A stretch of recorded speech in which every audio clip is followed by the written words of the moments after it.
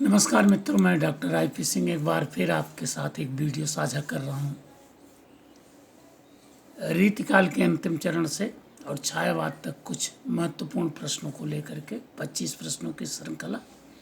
तो चलें, आपसे एक वादा कि ये वीडियो मुझे दोबारा डालना पड़ा क्योंकि एक जगह एक शब्द थोड़ा सा मिस हो गया था। तो आपसे भी निवेदन है कि पूरी सावधानी के साथ अध्ययन करें। कहीं भी छोटी सी भूल आपके लिए भारी पड़ सकती है, क्यों कि कट ऑफ पर एक एक अंक पर सैकड़ों बच्चे आते हैं।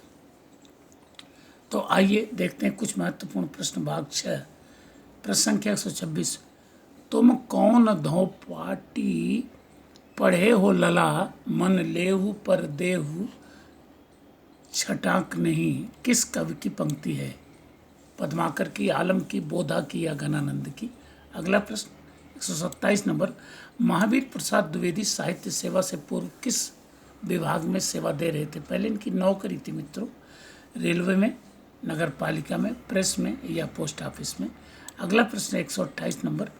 कवियों की उर्मिला विषय को उदासीनता शीर्षक लेख 1908 ईस्वी में सरस्वती में छपा था। इसी की प्रेरणा से गुप्त जी ने साकेत महाकाव्य लिखा। उक्त लेख स्वयं किसके लेख की प्रेरणा से लिखा गया था? आचार्य चित्तमोहन सेन, महात्मा गांधी, रविन्द्रनाथ टैगोर या ऐसा कोई मौलिक लेख चर्चा में नहीं है। अगला प्रश्न है, साहित्य ज्ञान राशि का संचित कोश है किसने कहा था?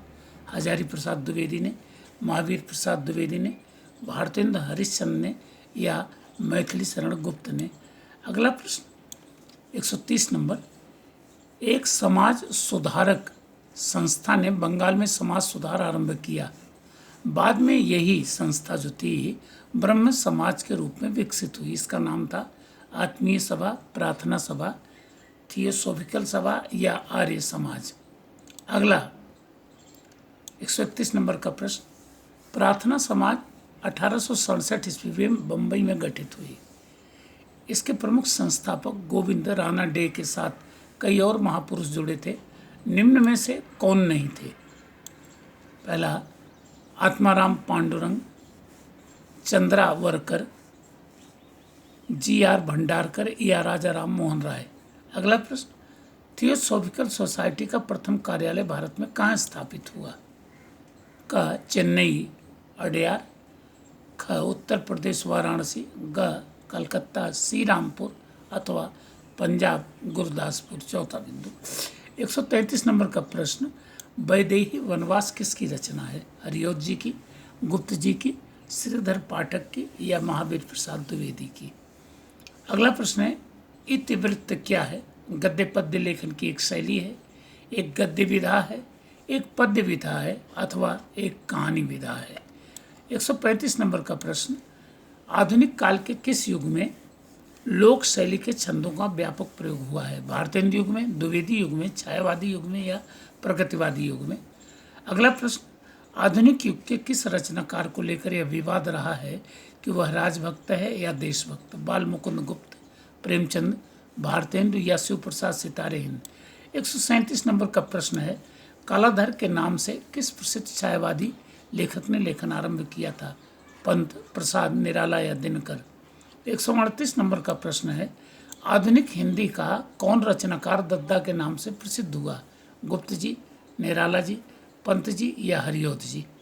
139 नंबर का प्रश्न, अबला जीवन हाय तुम्हारी यही कहानी, यह पंक्ति किस कृति से उद्धृत है?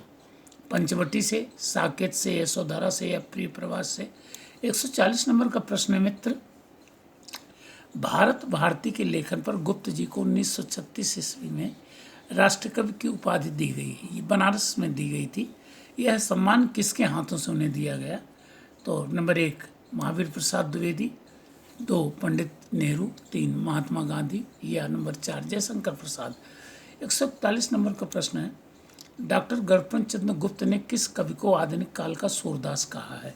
हरियोत जी को, गुप्त जी को, महावीर प्रसाद द्विवेदी को या राम नरेश त्रिपाठी को? अगला प्रश्न, छायावाद के प्रवर्तन का श्रेय किसे दिया जाता है? पंत जी को, प्रसाद को, निराला को या महादेवी को? अगला प्रश्न है, प्रसाद जी की कौन सी रचना पहले ब्रज भाषा में फिर खड़ी बोली में लिखी गई नाम है चित्राधार, आंसू, लहर या प्रेम प्रतीक। 144 नंबर का प्रश्न है, छायावाद स्थूल के प्रति सूक्ष्म का विद्रोह है, यह कथन किस विद्वान का है? डॉक्टर नगेन, डॉक्टर गणपत चंद्र गुप्त, आचार्य शुक्ल या डॉक्टर रामकुमार वर्मा। 145 नंबर का प्रश्न है, कामायनी महाकाव्य में कुल कितने सर्ग अथवा अध्याय हैं? 12, 13, 14 अथवा 15। 146 नंबर का प्रश्न है, छायावाद का विष्णु किस कवि को कहा जाता है? ध्यान रखें कि छायावाद के महारथियों की तुलना लोगों ने प्रतीक रूप में की है, तो किसी को ब्रह्मा कहा है, किसी को विष्णु कहा है, किसी को महेश कहा है, किसी को शक्ति का रूप माना है।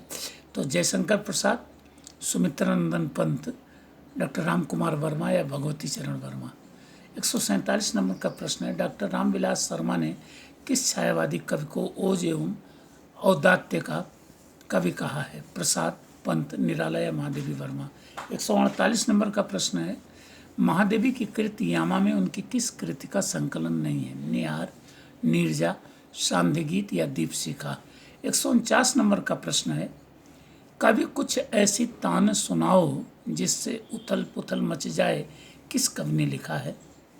रामधारी सिंह दिनकर, सुभद्रा कुमारी चौहान, माखनलाल चतुर्वेदी या बालकृष्ण शर्मा नवीन। अंतिम प्रश्न, एक फूल की चाह कविता के कवि हैं माखनलाल चतुर्वेदी, सियाराम शरण गुप्त, सुभद्रा कुमारी चौहान या रामधारी सिंह दिनकर।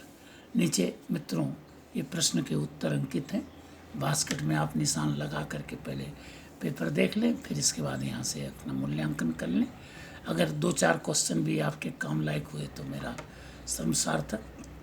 धन्यवाद केवल हमारे निदेशक महोदय को, जिन्होंने छुट्टियों में हमें जीने की एक राह दिखाई है।